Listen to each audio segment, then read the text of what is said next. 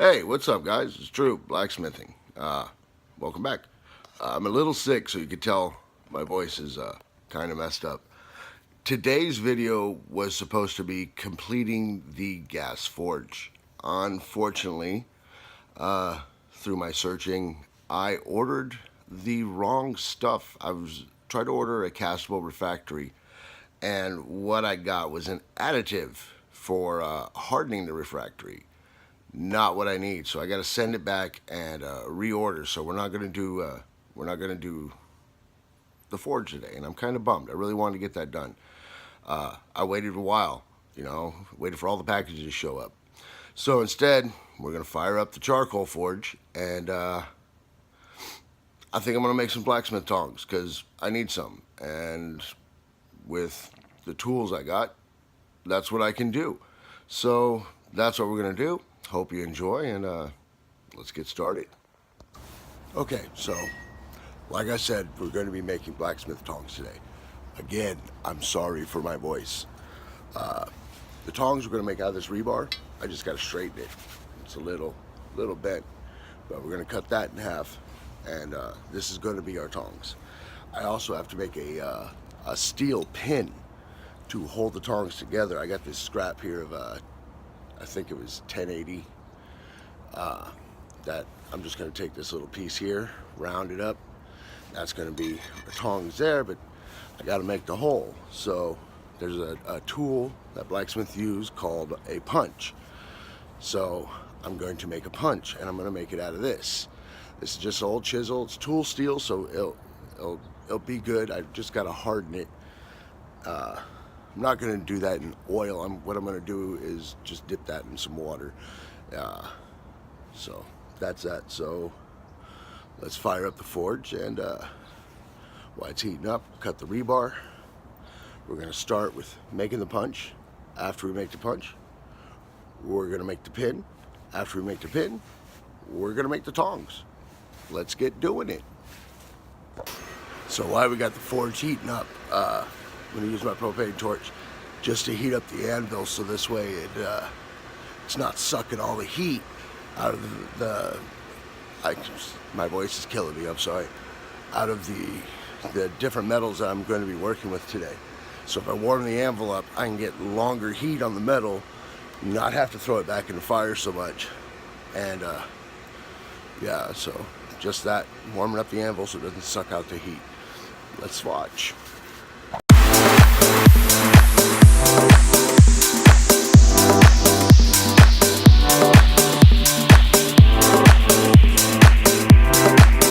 Just got through heating up the anvil, and I didn't know that this was possible, but the metal actually soaked in the moisture. We've been having a lot of rain here lately, and since I mounted my anvil, I can't take it in the house. But yeah, look, it's sweating. Like there's moisture coming out of it.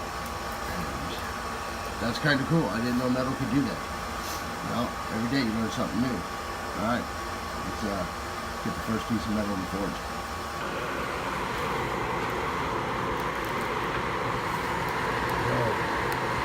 Just want to heat up the tip of that, and what I'm going to do is it's square now, I'm going to round it and draw it out just a little bit so it'll make a nice punch to go through the rebar.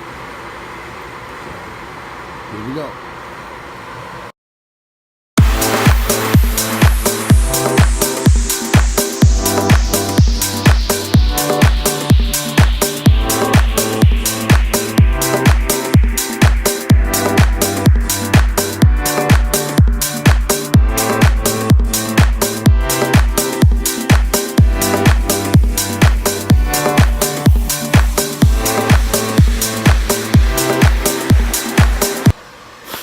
Okay, so got the punch made.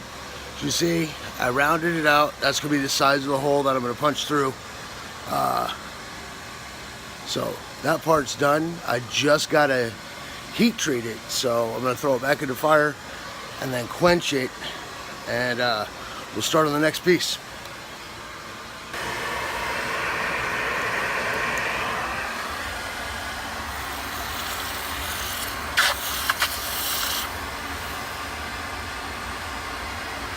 I did warm up my water so it won't crack like the back scratching one.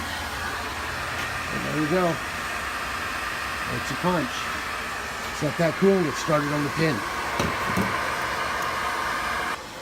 So, as I said in the opening, this was supposed to be the video for building my gas forge. And what had happened was I thought I ordered refractory or castable refractory, and what I got was an additive for cement. So I'm in the process of trying to get a refund for that. So the gas forge is back on hold until I can get I found what I did need. It's two 25-pound tubs of it. It's on Amazon for like $49. So it's gonna be a minute. I'm gonna have to save up to get that. That's why we're doing the tongs, because once I get the gas forge going, I can't, you know, I'm sorry, this is shaky. Let me do this. Hold on. Bad camera work. There we go. So until I get the tongs for the gas forge, using my hands isn't going to work, because the gas forge is going to put out so much heat that it's just going to cook through a welding glove or anything like that. So I need tongs. I need that reach. So that's why we're doing the tongs today. But yeah, so I do apologize. I have not forgot. I really want my gas forge, because this charcoal one just eats charcoal. Every time I use it, I go through about 16 pounds. And you know, it's not much at first, but that starts to add up, especially since the hobby doesn't bring in income. So that's that. But the pin's just about heated. Well, what's going to be the pin is just about heated up. So let's cut to the time lapse of me beating on that. Joy.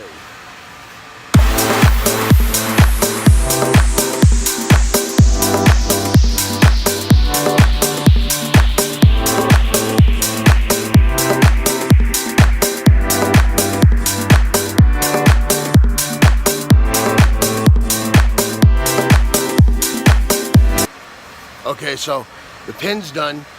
You see I got it perfectly round. That means my skills are improving. But so I'm actually going to be cutting it off right there. Then I'm going to upset the end so it forms like a nail head or a screw head. So then when I do that and I put the tongs over it, I can hammer down this end of it, squishing it, making a rivet.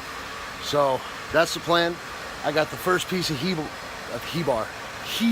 It's a whole new product. You should Google it. But first piece of rebar's in there heating up. I'm gonna let this cool. Because I don't want to quench this. I want this to be soft so I can smash it and do everything I need to do. So I'm just gonna let it air cool. It's also called annealing. It keeps the metal soft. So that's that. Like I said, I got the first piece of rebar heating up, so I'm gonna start on that. So what we're gonna do to start the tongs is about it here. It's about 1.5 inches. I'm gonna flatten this to about half the width.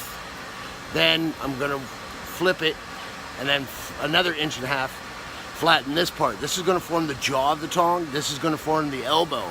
And then I'm gonna do it on the other piece the same way. And then I'm going to make an S-bend so that when I use this, I get this kind of motion out of it. And I don't know if I have enough charcoal, but I'd like to try to taper this down so it's not so thick. But that might have to be for a later project. I got like maybe 5 pounds charcoal left. So, and these are pretty thick, so they take a while to heat up. And it's cold today, so. But yeah, so that's the plan. That's what we're gonna try to do. Like I said, I got one heating up right now, and then let's start beating on some more metal. So just to kind of show you what I got going on here, I got 3 pieces in the fire trying to get as much heat out of the little bit of fuel I have left. So I'm gonna flip the camera around and let you guys see that. So as you can see, I have both pieces of rebar heating up, as well as the pin so I can flatten the end of that. I threw an extra brick on top to try to hold as much heat as I can. So you can see the first piece of rebar is almost heating up. But yeah, that's where we're at. Here's the mounted anvil. It's something that kind of sucked. You see all the new rust. didn't factor that in, but you know, it is what it is. It still works. You beat on it, it moves metal. So when the rebar comes out, the first thing I'm going to do is straighten it. If you remember at the start of the video, it's kind of dog-legged a little bit. So I'm going to straighten that, and then we're going to do the other process of flattening out the tip and everything. So when you see me drawing on my anvil, that's because I'm putting out the measurement of how far I want it. Let's hit some metal.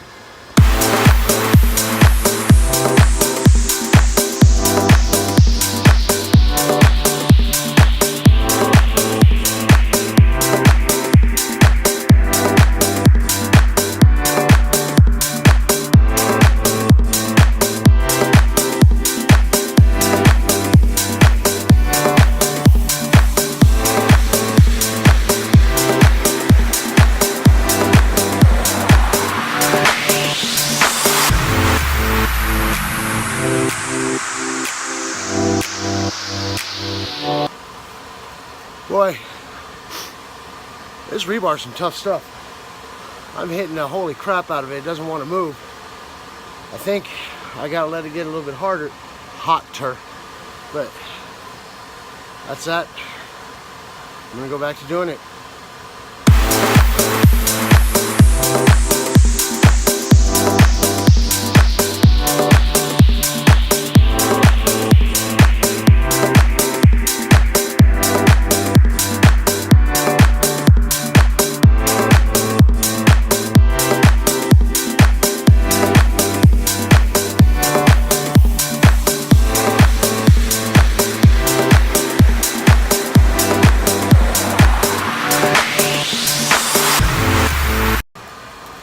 So, just put the last of my charcoal in. I don't think I'm going to be able to finish them in this video, but we'll see.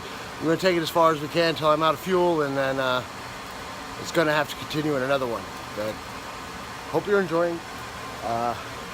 Working two pieces of steel simultaneously, mostly because my inexperience, really tires out my arm. That and I'm using the big hammer. I like the big hammer, but so that's where we're at. You know, if I can get them finished, I would love to. I don't think I have enough to get that far.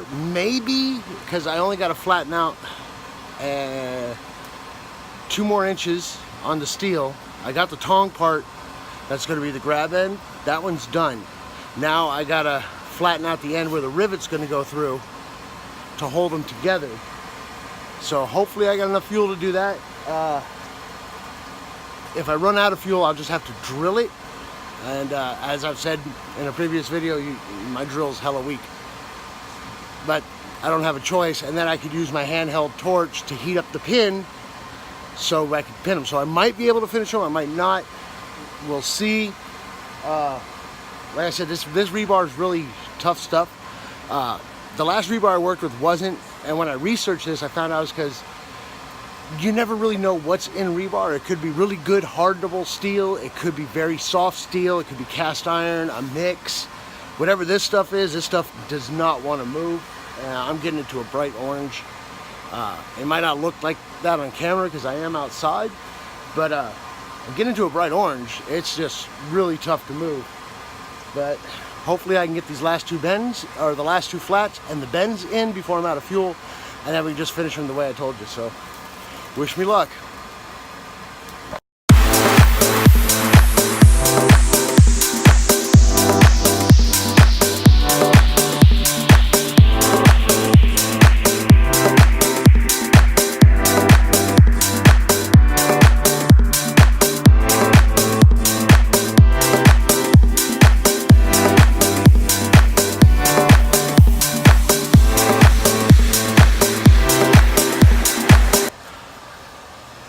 Well, that's it. I'm out of fuel. But I got one of them almost done. This is very hot, so I'm not touching it.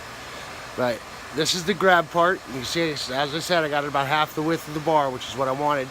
This flat part, which is also about half the width, is going to be where the rivet goes and the pivot point for the tongs.